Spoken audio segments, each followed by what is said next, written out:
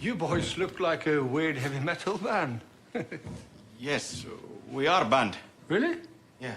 So what do you play? Symphonic post-apocalyptic reindeer grinding Christ abusing extreme war pagan Fennoscandic metal. Right. Really interesting.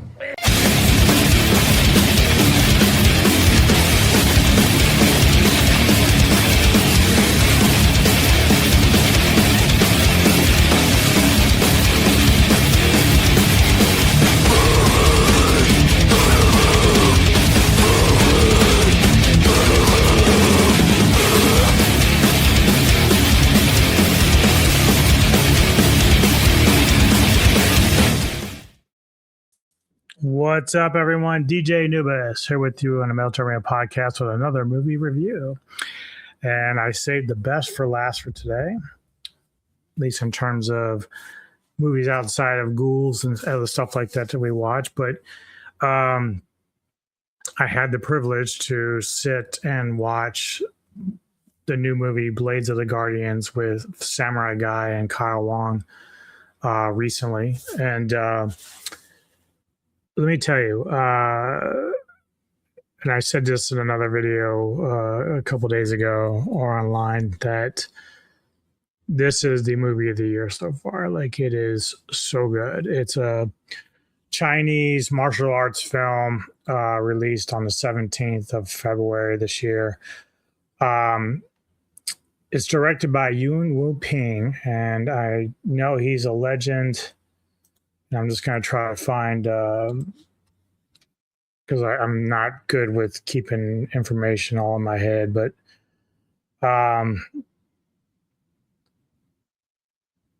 Snake and Eagle Shadow, he's directed, which is one of my favorite Jackie Chan films. Drunken Master, Dreadnought, Tiger Cage films that we saw in the 90s with Bolo Young. Yeah, he just has like a massive amount of stuff to them. Master Z, Ip Man Legacy, stuff like that. Crouching Tiger, Hidden Dragon, Sword of Destiny. So it's like the sequel to that one. Did he do the original? That would have been 2000, right? Or somewhere in there. True Legend. That's another one of my favorite films. So, I mean, obviously this guy's done a lot of great work. And this is no different. Like, when we talk about modern martial arts cinema, this is going to be one of the best ones you're going to see in quite a long time. And I know that I can speak for Samurai and Kyle that when we were watching this, we were you know a film can affect you when you're actually engaged that much with like what's going on the screen. And I'm not going to give away a lot of spoilers because this is a pretty brand new film, but it stars Wu Jing, Nicholas Teese, Yushi, and of course cameo by Jet Li, as well as a bunch of other martial artists and actors in this. Basically, the film tells the story of Dao Mei, a legendary bodyguard escort known as the second most wanted criminal in the land, who is entrusted by his benefactor Lao Mo to escort Zi Shilang, the most wanted criminal in the land, whose mysterious identity is crucial to the fate of the nation. So this would be the guy that he'll be escorting throughout the movie, which is a very interesting character because despite the makeup and the mask and everything, like, there are moments where, like, is he like a hidden fighter? Is he, what's the identity and secret of this guy? But he's kind of aloof. So like when you're watching the film, he does a lot of goofy things. So that's part of it too. And then of course there's, if I could pronounce her name, Ayu Aya,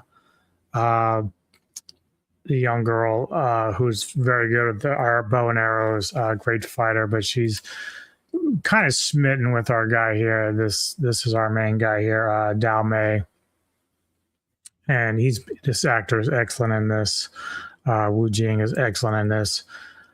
And I can't stress it enough how amazing the choreography of the fights are in this. The earlier on, we get to see Jet Li on the right there against Wu Jing, and like there's another guy in this. They call him the two-headed snake, the character, and they're both fighting Jet Li, Jet Li's character, and like just the moves. Like I'm like, wow, like and I'm always amazed when I can see a film that does this. So, when I think to films that stand out immediately in my mind with the amount of martial arts training choreography, I'm thinking The Raid or even uh,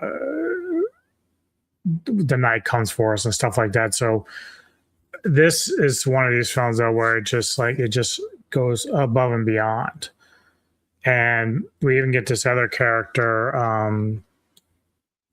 if I get his name right, because what happens is as they're escorting, they come across other people, and so they've got this like cart being pulled by some horses, and where is it? A traveling carriage, the bounty hunter's shoe. And so this is like this long grayed haired dude. And originally I was thinking I was making a joke. They kind of remind me of the bride with white hair, even though it's not quite white. But you'll see him on the cover of my thumbnails in the middle there. And oh God, dude, the fighting is so great in this. Like I'm just it's so crazy. There's even a moment where I'm not going to give too much away, but we all kind of thought this was like one of our favorite scenes. I'm just going to say you have to keep your head in the game. That's the only reference I'm going to give to it, because when you see it, you're going to know what I'm talking about. But the different fights that you see, like even from the beginning to the end, like, you might have different opinions about which fight is better, but they're all unique on how they're displayed. The ones with the fire is just like fantastic. Like, it's at night, and the way that both Dao Mei and Shu go about fighting each other is crazy cool. Like I love it. And you even get like, and the other thing I like about this film a lot is each character, despite how many characters are forced in the 2-hour movie, they each have enough room to breathe to give you some identity to who they are. And that's rare. Like when you are, because there's a lot of characters that we're dealing with here. And a lot of times I will sit there and say, oh, wow, there's so many characters. They're all just kind of getting lost. And, you're kind of like not keeping track of who's who. But this is very good at making them unique to who they are within the story of the film. And that's great storytelling by Wu Ping, because he does this all the time. Like I said, with True Legend, it's the same thing. Like he's able to tell stories that are very easy to follow, and you don't get lost with the characters, and the characters each have identities and backgrounds that you can understand. Now, they're not fleshed out totally because there's just not enough time for that. But as they come onto the screen, they all set themselves apart from the others. So even the girl. So we have a girl that's kind of like a escort or brothel whore or whatever. She's in the wagon with Shu, and despite the fact she's not really a fighter, she's just kind of like a flirtatious girl, but she's a survivor. She's able to survive all the attacks from the bounty hunters and stuff that they're facing, and assassins. Even Dao Mei's brother, who is involved, as far as like him and another counterpart are like mercenaries basically to go and try to hunt down Dao Mei and this Schling guy that's the main, the mask guy. They just do a lot of great work with all the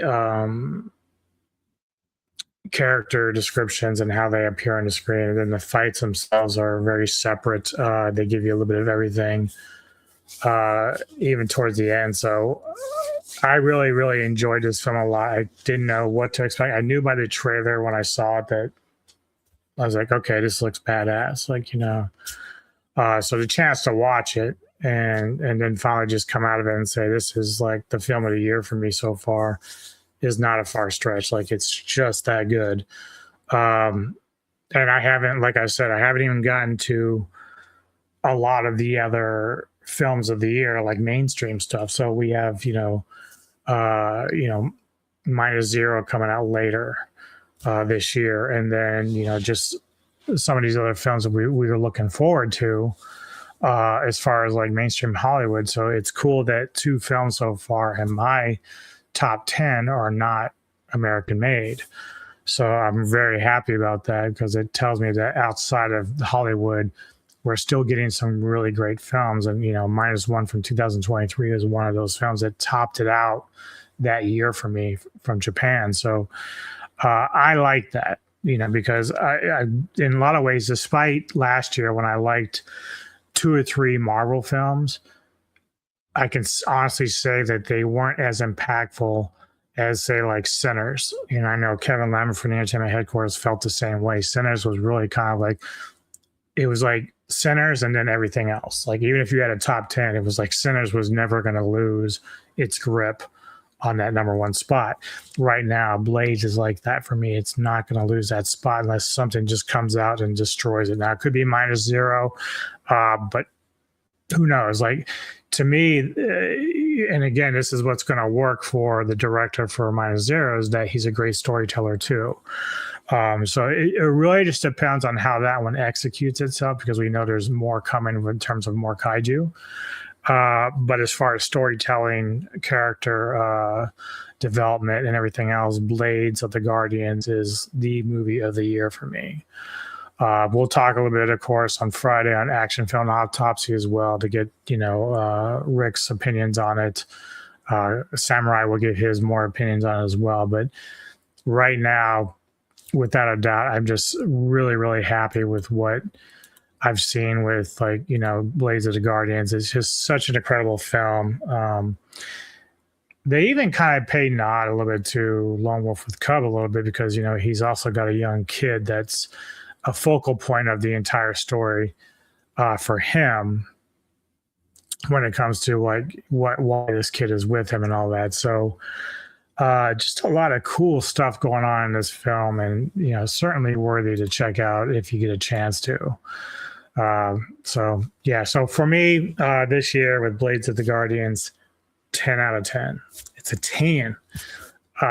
Highly recommended if you're a martial arts kung fu fan, martial arts kung fu. Check it out. It is so good. And if nothing more, like that early fight scene with Jet Li and the other 2 guys is like still one of the best fighting scenes I've seen in a very long time. So just go out and get it. I know it's coming to some theaters, limited probably. So go check it out if you can in the theaters, because I actually would love to do that. I need to see if it's actually going to be playing anywhere near me in a theater, because I will go and check it out there. And then when it comes on Blu-ray, I'm all fucking over it, all over it. But yeah, if you've seen it, if you've had a chance to check it out, let me know in the comments what you thought on the film. I'd like to hear your opinions on that. Hit like and subscribe for me. See you next time on the Military Radio Podcast. You see me before you die.